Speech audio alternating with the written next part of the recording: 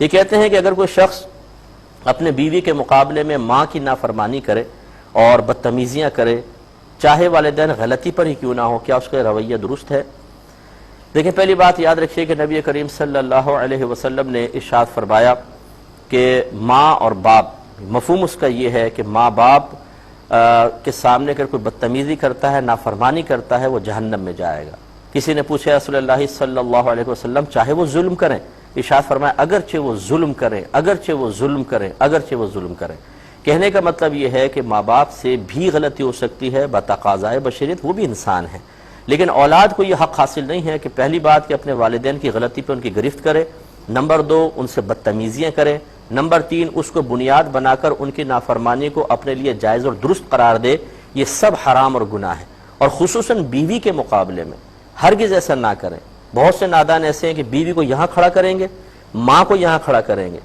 اب ماں اگر بول رہی ہے اور بیوی بول رہی ہے، بیوی جب بولے گی تو خاموش ہو جائیں گے، اس کو بولنے دیں گے، اور جب ماں بولے گی خود بیچ میں آ جائیں گے، امی آپ ایسا نہ کریں، امی آپ بہت بولتی ہیں۔ ارے بھائی نکھٹو اور بدھو انسان، اگر 2 عورتیں لڑ رہی ہیں، 2 سپر پاور ٹکرا رہی ہیں تو تم درمیان سے نکل جاؤ، کرنے دو، چلو پھر بعد میں مل کے بیٹھ جائیں گے، لیکن آپ خود بیچ میں آ کر اپنے آپ کو تباہ و برباد کر رہے ہیں۔ اس کے لیے ایک واقعہ سماعت فرما لیں مختصر سا۔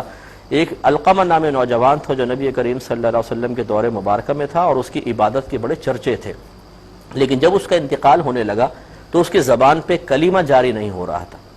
تو رحمت کونین صلی اللہ علیہ وسلم کی بارگاہ میں جب یہ معاملہ پیش کیا گیا تو آپ نے ارشاد فرمایا کہ کیا اس کے ماں باپ میں سے کوئی ایک زندہ ہیں؟ عرض کی یا رسول اللہ صلی اللہ علیہ وسلم اس کی والدہ حیات ہیں اور اس سے ناراض ہیں۔ تو رحمت کونین صلی اللہ علیہ وسلم نے فرمایا کہ ان کی والدہ کو ہمارا پیغام پہنچاؤ کہ آپ ہمارے پاس آتی ہیں یا ہم آپ کے پاس آئیں۔ پیغام پہنچایا گیا۔ خاتون نے عرض کیا رسول اللہ صلی اللہ علیہ وسلم میرے ماں باپ آپ پر قربان ہو جائیں، میں حاضر ہوتی ہوں۔ وہ آ گئی۔ سرکار نے فرمایا کہ آپ ناراض ہیں؟ عرض کی جی ہاں۔ سرکار نے فرمایا معاف کر دیں۔ کہا کہ نہیں، میں اس کو کبھی معاف نہیں کروں گی، اس لیے کہ یہ ہمیشہ اپنی بیوی کے مقابلے میں میری نافرمانی کرتا رہا ہے۔ تو رحمت کونین صلی اللہ علیہ وسلم نے صحابہ کرام سے فرمایا کہ لکڑیاں جمع کرو، آگ لگاؤ اور اس کے بیٹے کو آگ میں ڈال دو۔ تو اماں گھبرا گئی، کہنے لگی یا رسول اللہ صلی اللہ علیہ وسلم کیا میرے بیٹے کو آگ میں جلایا جائے گا؟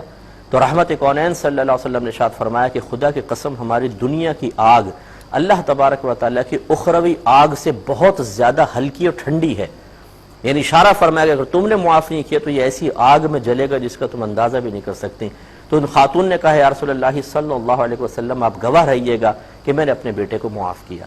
سید عالم صلی اللہ علیہ وسلم نے ارشاد فرمایا جا کر دیکھو اس کے بیٹے کی زبان پہ کلمہ جاری ہوا کہ نہیں ہوا؟ صحابہ کرام نے دیکھا، آ کر بتایا رسول اللہ الحمدللہ کلمہ پاک پڑھتے ہوئے ہی دنیا سے رخصت ہوا ہے۔ اس کے بعد نبی کریم صلی اللہ علیہ وسلم نے ایک مختصر سا خطبہ دیا جس کا مفہوم یہ ہے کہ جس سے ہو سکے اپنی ماں کے ساتھ اچھا سلوک کرے، اور اگر کبھی ماں ناراض ہو جائے تو جیسے بھی ہو اس کو راضی کرے، کیونکہ جب تک ماں ناراض رہے گی اللہ تبارک و تعالیٰ اس شخص کا نہ فرض قبول کرے گا نہ نفل۔ تو اس سے ذرا وہ لوگ بھی سبق حاصل کریں، چہرے پہ داڑیاں ہیں، سروں پہ امامے رکھے ہوئے ہیں، لباس ایسا پہنا ہوا ہے کہ دیکھیں تو اللہ کا ولی محسوس ہو، باہر عارض انکساری کا عالم یہ ہے کہ جی حضور میں تو کتا ہوں، میں تو نکما ہوں، اور گھر میں آ کے بیوی کے مقابلے میں ماں سے بدتمیزیاں کرنا، تھوڑی سی تنخواہ ہاتھ پہ رکھ کر ماں کی عزت اتار کے ہاتھ پہ رکھنے کو جائز قرار دینا، یہ بالکل غلط ہے، حرام ہے، گناہ کبیرہ ہے۔ ماں کے قدموں میں گر کے معافی مانگیں۔ اب ہو سکتا ہے کہ بہت سی بچیاں میرا یہ پروگرام دیکھ رہی ہوں تو کہہ رہی ہوں کہ مفتی صاحب نے تو یہ کیا چابی بھر دی، میرا شوہر تو اچھا خاصا میری طرف تھا، اب یہ ماں کی طرف ہو جائے گا۔